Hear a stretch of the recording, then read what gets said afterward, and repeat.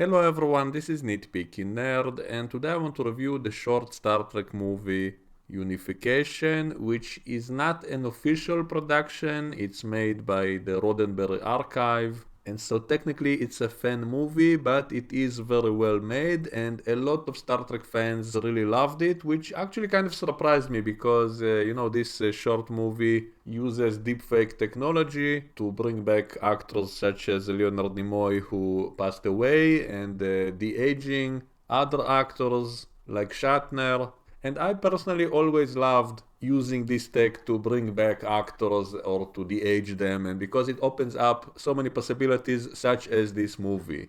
But usually, whenever it was done in movies, most people, at least the ones I saw online, were complaining about that. For example, in Star Wars Rogue One, when they brought back Tarkin and Princess Leia, most people online were complaining about it. Or a more recent example in the recent Alien movie, when they brought back Ian Holm as another android. And I personally love it when they do that kind of thing because it simply opens up all these new possibilities, and it's also better for continuity because whenever they recast a character with new actors, it always kind of takes me out of it a little bit. It's harder to accept it being the same character if it's played by a different actor.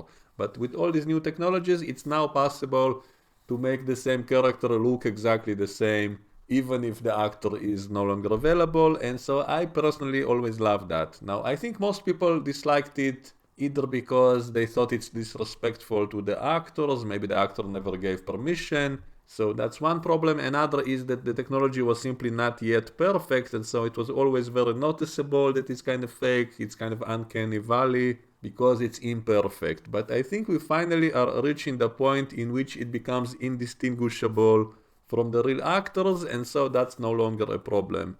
And the way Kirk looked in this short movie was almost perfect, including all the emotional expressions of him and all of that. I think there was only one moment which didn't look good when we saw him from the side together with Yor, that time soldier from Discovery. When we look at him from the side, it's kind of obvious that it's fake, that it's not really him. He kind of walks in a strange way with his belly too much forward, and his head looks as if it's pasted on him.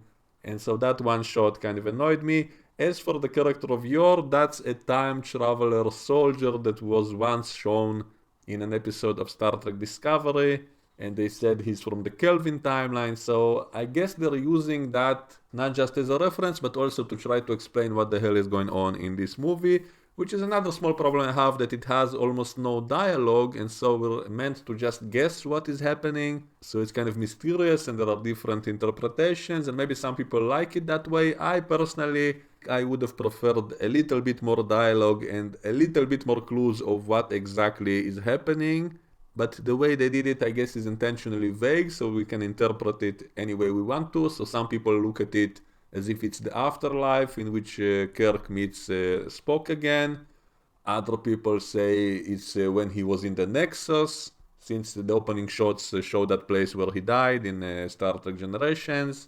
There was also some shot of his supposedly revived body that we saw in Star Trek Picard in that Section 31 station, and we see the time traveler Yor, and we see Gary Mitchell, who had superpowers, and so there are so many clues to all the different possibilities of how we might explain it, but there is no official explanation, there is no actual dialogue in this short movie itself, and I think I would have preferred if there was at least some bit of dialogue. And by the way, it is now possible to also make dialogue of people who are no longer with us. Even though, Shatner is still alive, he could have simply recorded a few lines to at least question what's going on. And yet, this whole movie, he's simply kind of looking around, and he does have emotional expressions which are really well done, and it looks almost completely real almost all the time. And maybe they deliberately left it all mysterious and vague, and it does kind of remind me of the ending of Space Odyssey, which also was kind of not clear what exactly was going on, and it allows for debates about it for decades later. Then if the movie simply explained everything, some people would not like the explanation, and so on. So I get why some people love this kind of style. My favorite moment was definitely when Kirk saw the different versions of himself. One of him looked like he did in TOS, a younger Kirk. One of them was older.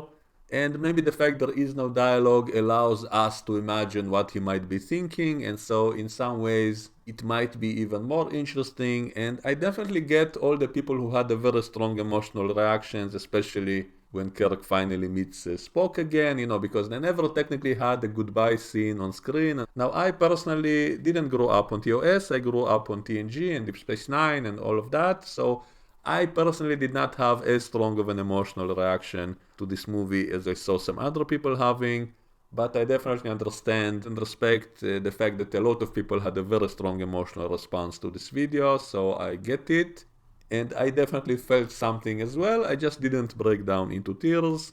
Maybe because my brain was kind of busy just trying to figure out what's going on. So that's why I think I personally would have liked it more if there was some more proper logical explanation in the beginning, and then I could get into it more, and then maybe I would have a stronger emotional response. And we also get to see an elderly version of Savik, who is played by the same actress, Robin Curtis, who played her in Star Trek 3 and 4. And next to her is apparently her son with Spock, because remember she and Spock had a thing in Star Trek 3, and then she stayed on Vulcan in Star Trek 4.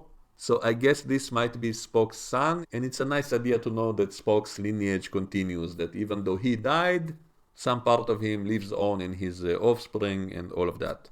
So even though we don't have any explanation about exactly what is going on in this movie, it is implied that time traveling is involved, and we know that Spock died in the Kelvin timeline because it traveled back in time and got stuck in a different new timeline. So maybe Yor, who was mentioned in Discovery as being from the Kelvin timeline, maybe at some point Spock asked him to bring Kirk to him to say goodbye to him. So maybe Yor somehow got Kirk out of the Nexus to bring him to that other timeline and then brought him back. Or maybe Section 31 somehow revived Kirk's body and so he took him from the far future.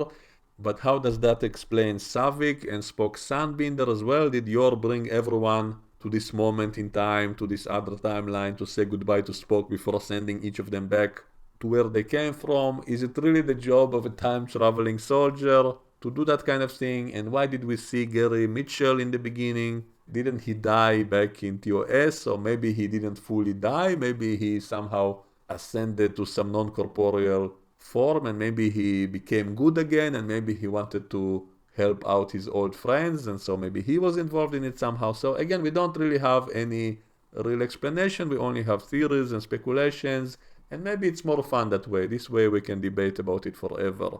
So I did like the video. I do think it could have been better if they added a little bit more dialogue. It would have made it even more emotional or more interesting.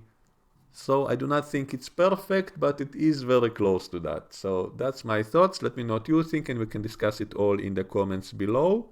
And I'll see you all next time. Bye bye.